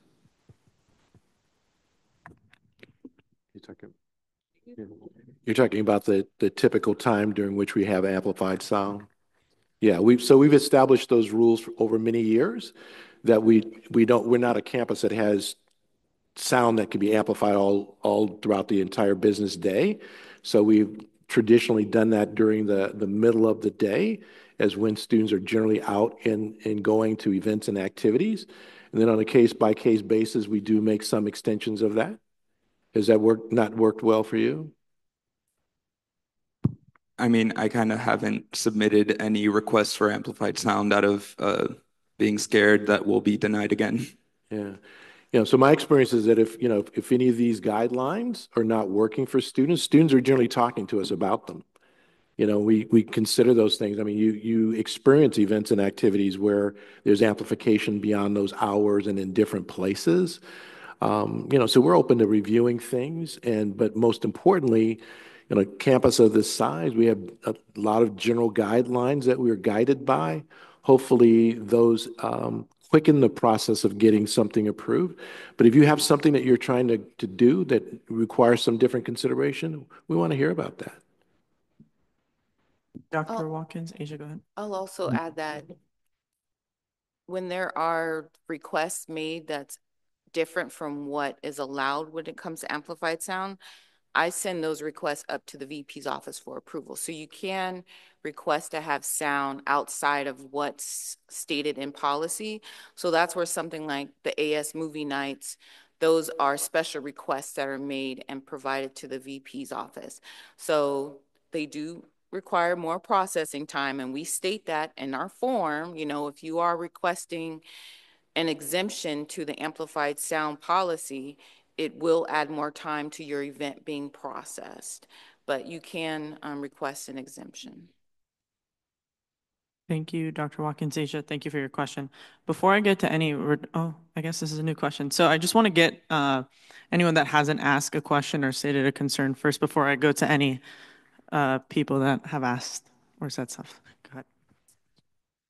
Hello, my name is Anastasia. This is to anyone on the panel. I wanted to ask, so as I understand, the MIC more encompasses events that are on an outside space. So I wanted to ask, how does this policy kind of apply to inside spaces like the USU or something that's in another department? Yes, so the campus addendum that's online provides a specific office to which you should go when reserving space. So for the University Student Union, there's a whole lot of different space and use options there with a whole long list of numbers that you can reach out and make those reservations. If you're using academic space, there's an academic space scheduling office that generally is the place that is triaged for. And then if you're using something that, again, at the Soraya or some of these other locations, we've tried to clarify how individuals can go about contacting the proper office to make sure that there's no scheduling issue and that it's been properly reserved. I will say that probably one of the more positive outcomes of the way in which the system is having us go about time, place, and manner is that there is a website, and we're actually right now even revising it further that will hopefully make these things clearer to students and members of the campus community as to where they go to be able to reserve space that they're interested in reserving. Yeah. Thank you, Dr. Watkins. Thank you. Thank you. I'm gonna go over here and then I'll come over to you. Hi, I'm Daniel Lopez. I'm basically a student from Young Life, as I would like to say that this was so problematic for our club and everything, since we cannot reserve our space and everything ever since that new policy was introduced. This is basically that we felt isolated, abandoned, and especially with our club, and we cannot host events. And we said that you could have given us approval, but instead, our delay of our club has been extended for an undisclosed amount of time, as we just said. That I felt like that, especially with the club, we cannot be a part of this. So, as we can just say that this club would be is openly welcome to everyone, especially with our community, gratitude, and also our faith. So, we had the fact that we should be a part of this campus, a part of our club, and also we are a part of CSUN, as we stated. And I've been questioning, a question I would like to say is that what can be the reason of pending approval having extended delays for an undisputed amount of time, especially when we're waiting for approval and we applied our permits to host events on our campus? Can you repeat the question again, please? What can be the reason for our extended delay, especially even if we did try to reserve and just have permits to have us to wait for your approval to establish our events and club on our campus, despite of everything? What could be the reason for a delay with getting your event approved? Yeah.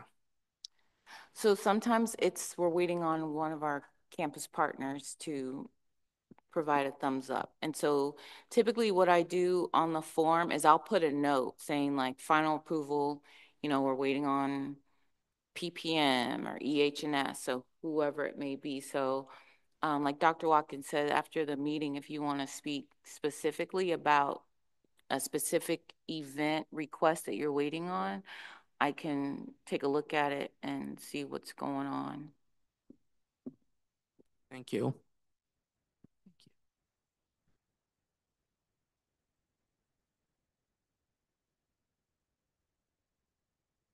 Hi, I just have a statement. Good afternoon, everyone. My name is Joshua Delano. I'm a member of the Philippine Youth Collective, a youth and student organization focused on serving the Filipino community here and abroad. Also, I am a sociology student, and I'll be actually graduating this semester. That's why I found it very important to be here, because although I'll be leaving, I'm still very concerned for how the student activism, the movements here, the organizations will be after I leave. I'm here because the rest of my organization and I have been concerned by the increasing student repression we have seen, not just here at CSUN, but universities all over the country. The time, place, and manner policy will only make it inaccessible for students to use CSUN due to the many bureaucratic processes that are needed to reserve spaces that are meant to be used by the students and the rest of the public and community. We constantly hear how CSUN is proud to be a majority minority student serving CSU in our system, a majority of which are also working class.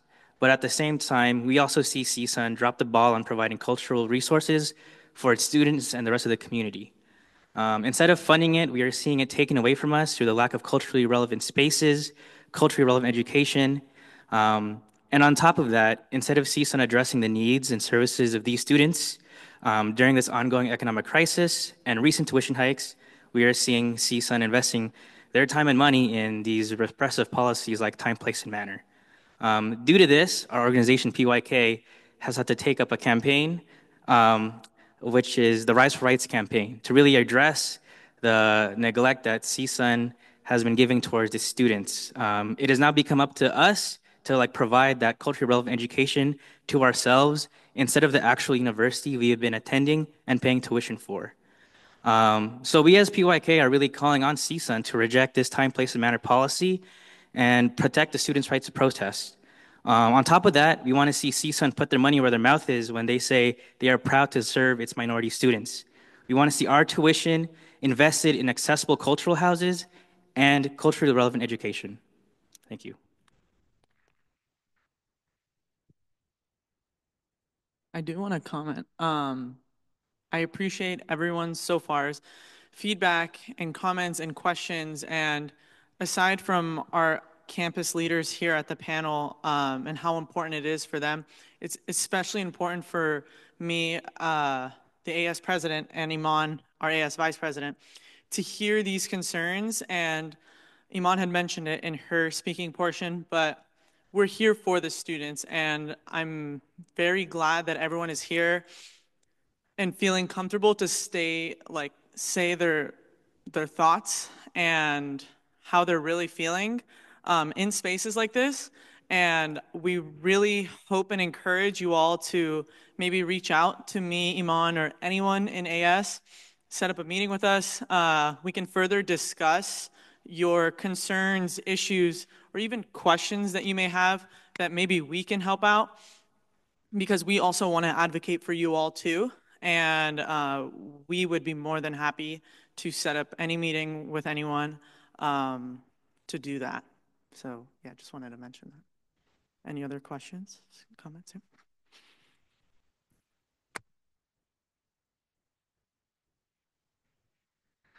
Hi, everyone. My name is Armin. I am the president of the Animation Student League of Northridge. We are art-focused club here on campus.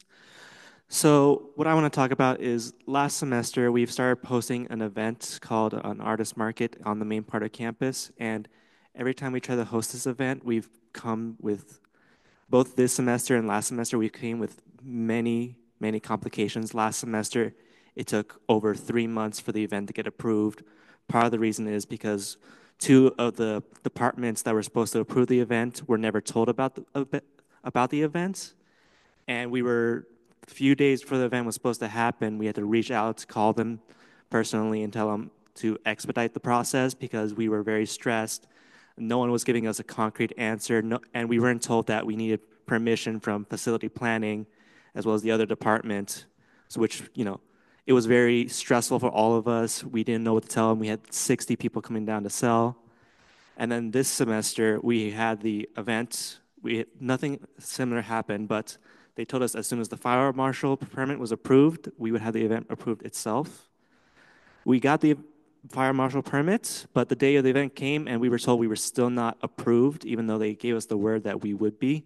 When we tried to reach out to them, they told us they were in a meeting and would not give us any time, even though the event was starting in like 30 minutes, which was not good for us, not good for our vendors, which left us in a position where we've been in contact with the MIC for this past year, and we've been having constant issues. And we want to try to make things easier for ourselves, especially once I'm gone, once the current administration is gone, and not have these issues prevalent in the future. Is there any way that we can make sure that something like this doesn't happen again? Because we feel like it's been a pretty unprofessional experience for us. Yeah, for y'all's event, again, because it involved the fire marshal, you know, we work with facilities and plannings, and facility and planning works with the state fire marshal.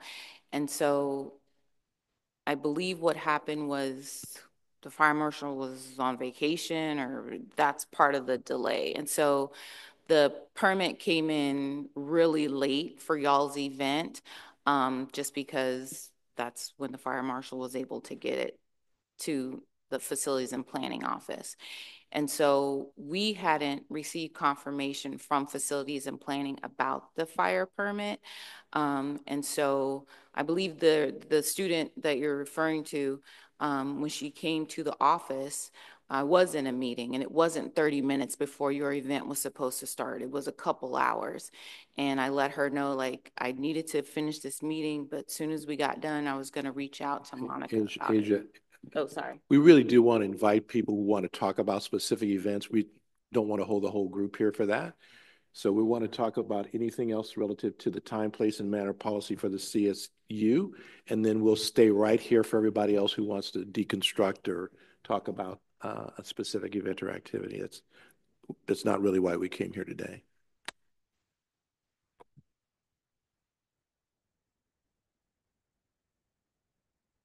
Good afternoon, students. I'm speaking student to student right now. I have been a part of student organizing for 2 years, since my sophomore year at CSUN. The shirt I'm wearing, we are an organization that helps organize your problems. I understand that we have all been in that situation where you're so frustrated that you've been dealing with this for so long that you don't know how to clearly get out those emotions and actually what needs to be said. I get that. Organization helps you actually organize what you're going to say. For a lot of you guys, this has probably been the first time you've actually been able to speak up about your problems this year in this room. We host events weekly to where we can talk about these things, and we can actually organize the problems you guys are talking about to actually go to the organization. This is just a board that can't necessarily help you with all the problems you guys are talking about. We can actually pinpoint where you guys need to talk to, who you guys need to talk to. So, like, if you guys want to talk more about this and actually want to see progress with things being done, we let you guys know on our Instagram, csun.sqe, Students for Quality Education. Weekly events where we talk about your issues and then we go to people. We have a board of people that are here to help the student body. And I'm speaking student body to student body. Seriously.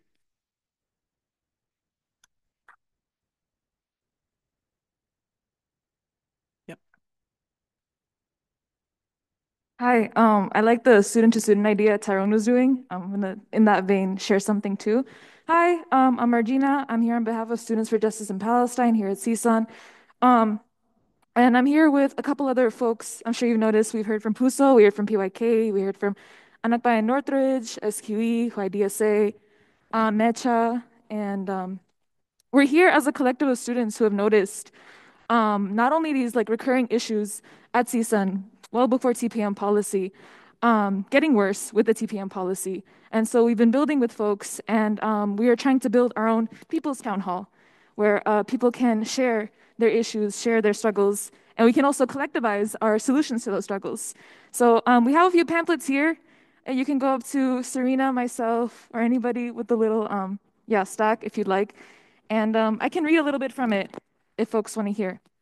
So, why is our education sold to us? Why does our tuition fund genocide, admin salaries, and campus police? This campus belongs to us. CSUN boasts about how diverse, equitable, and inclusive it is to students, while their voices are being repressed at an alarming rate. Every year that passes, tuition goes up, but we still have the same inadequate services and facilities. Campus police get brand new cars, while students struggle to eat and pay rent. Cultural houses and student organizations get shut down, while CSUN pats itself on the back for quote-unquote supporting student voices. So if folks are interested in potentially getting involved with the orgs that were spoke here today or have questions, you can come up to me or anybody else with these pamphlets. Thank you.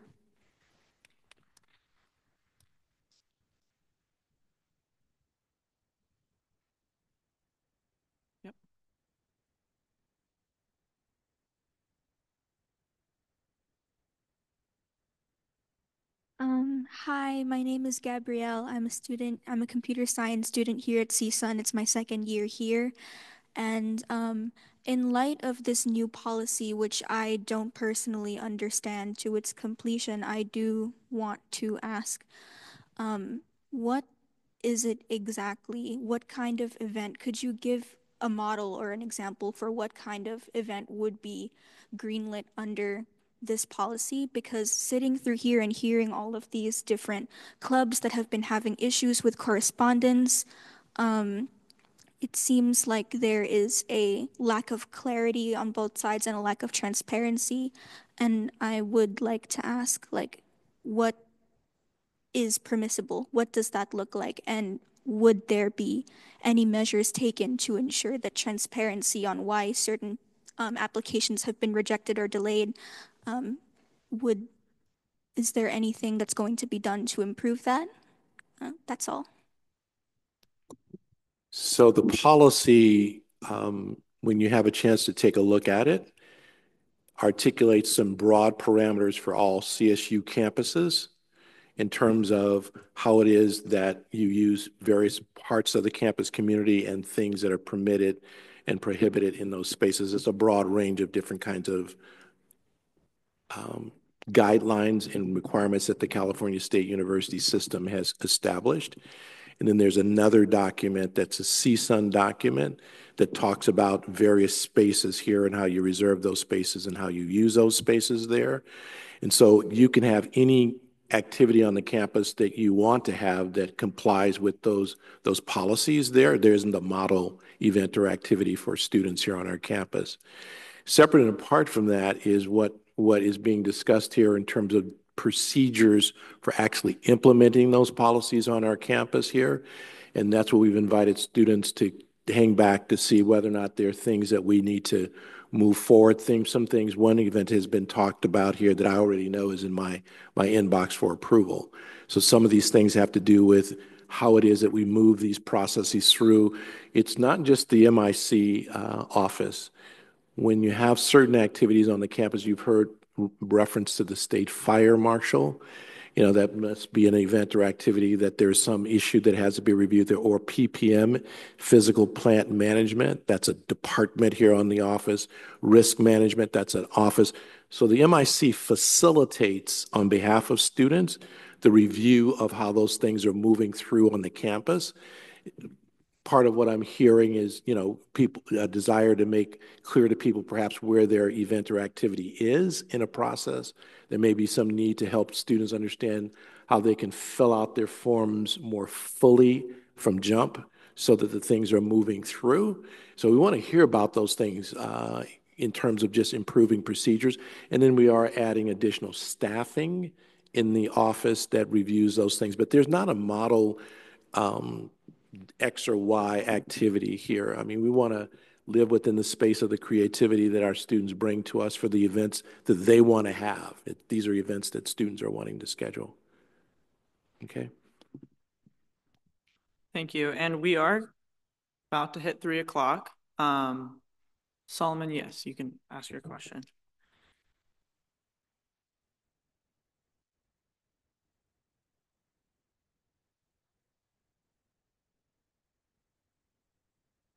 Hi, my name is Solomon Smith. I'm a freelance journalist.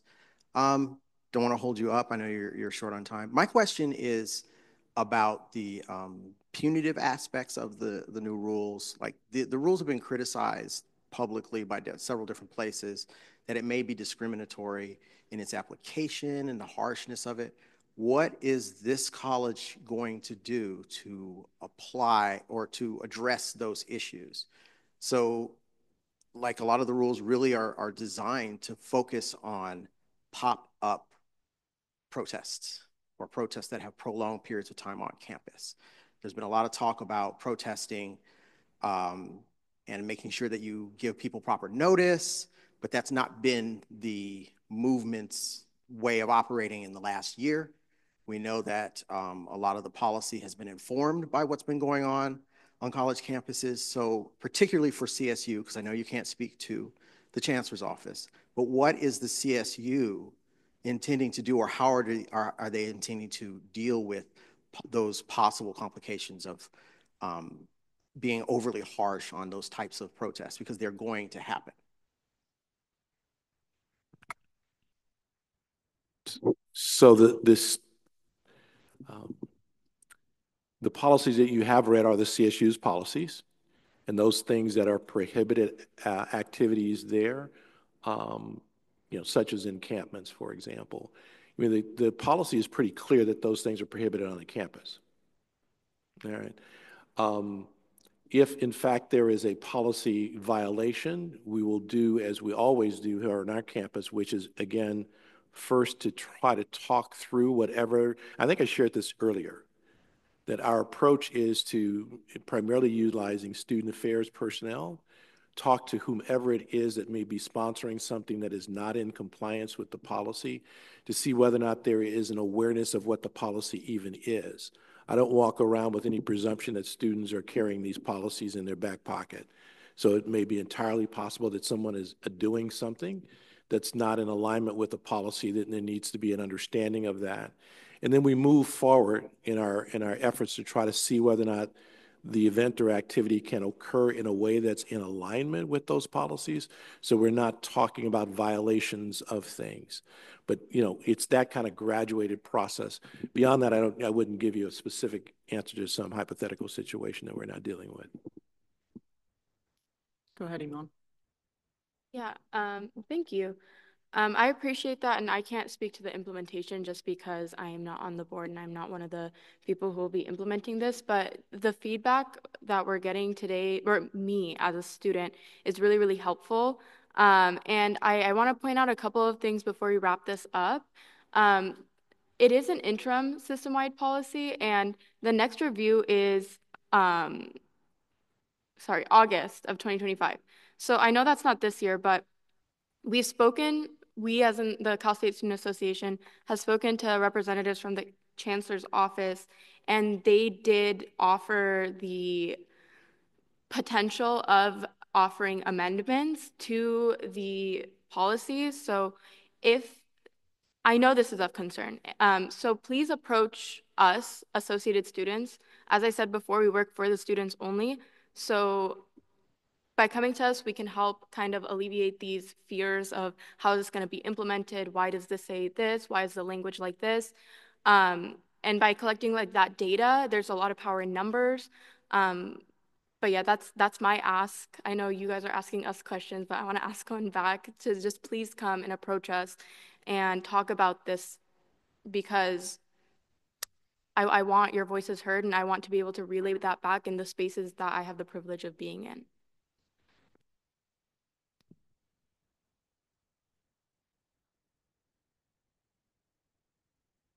So I have a copy of it here. It has the origination date and the effective date, which is the 15th of August of this year. And then the next review will be on the policy. Maybe I can add some information there. Yeah. So a couple of things are happening. Whenever these policies are issued by the Chancellor's office as a matter of form, they set some future date for review.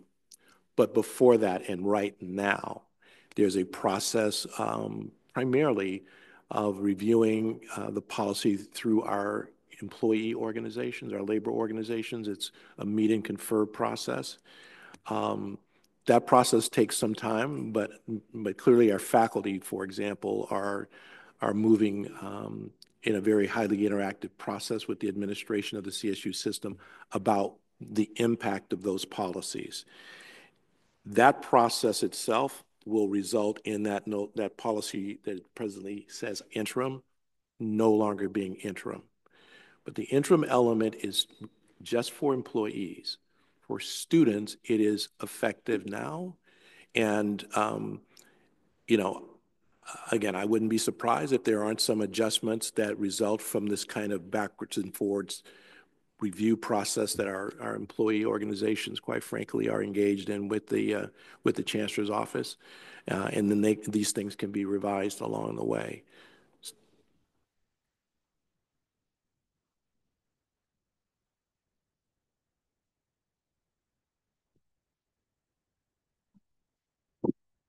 So what I'm referring to is the Cal State Student Association, which is it basically takes all 23 CSUs and takes their student leaders and puts them in an environment where we can communicate with the people making these system-wide decisions. And I sit on the system-wide affairs board, so that's where I'm kind of gathering this information from and relaying it back, where we had a representative from the CO talk to us about these things, and that's what I'm speaking to. And I know there's faculty side, I know there's administration side, but I'm solely speaking from the students side.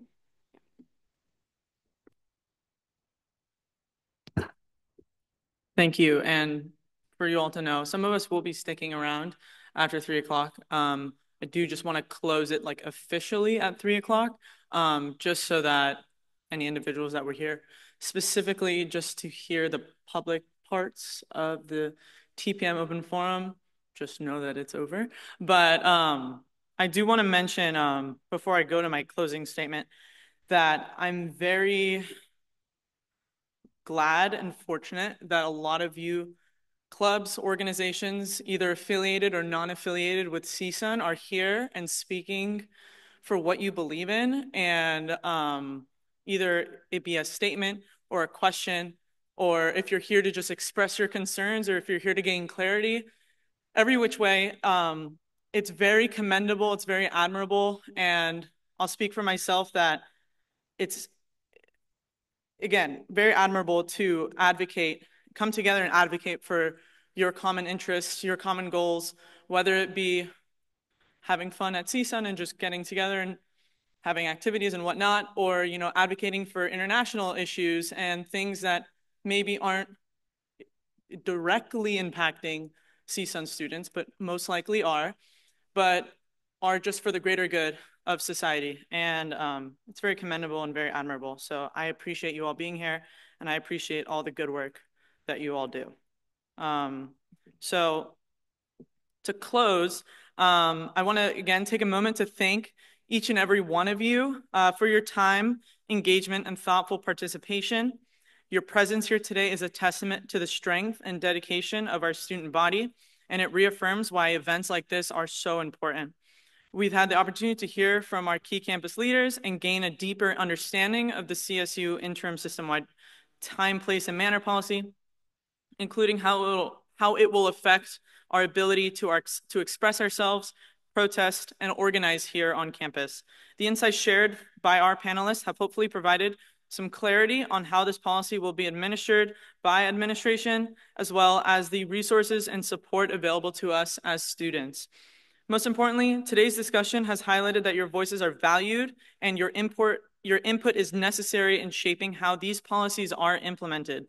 It is through conversations like these that we continue to foster a campus environment where free expression, respect, and safety coexist.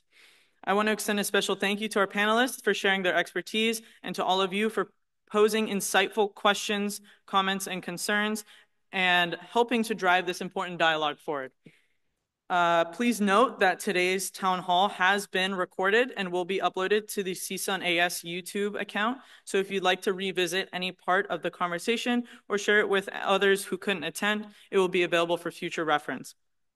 As a reminder, Associated Students is CSUN's student body's primary advocate. We are students fighting and advocating for students. We have our Senate meetings every Monday at 9 a.m. in this room, the Northridge Center in the USU. I encourage all of you to attend, hear what we're working on, speak at open forum to express any concerns you may have with your experience at CSUN. Our office is located right behind the Matador Mercado, across from the Freudian Sip, kind of going that direction, here at the USU. Aside from that type of open forum, I also would implore you all to explore other types of open forum and public comment to express your concerns, especially with spaces that have direct affiliation with this policy, some of which I'm going to say, but aren't limited to the California State University Board of Trustees, which are located at the Chancellor's office, the CSU Chancellor's office in Long Beach. And then also those meetings happen bi-monthly. And then Iman has mentioned the California State Student Association, which is essentially the governing body for all CSU students at in the California State University, and we meet monthly. Both meetings are public and have opportunities for public comment and just to be observed. I sit on the board of directors for CSSA. Iman sits on the System-Wide Affairs Committee, as well as there's many other committees that you all can sit in and observe what we talk about and also provide public comment, which is always, always, always encouraged. But once again, thank you all for being here and for contributing to this meaningful conversation. Your involvement makes a difference, and I encourage you to continue to stay engaged with campus issues and policies that affect you and your fellow students. With that, I'll officially bring today's event to a close. Have a great rest of your day, and we look forward to seeing you at future Associated Students events. And some of us will be sticking around, so if you do have any other questions, concerns, or just like to have a conversation with any of us, please feel free to stick around as well. Thank you, everyone.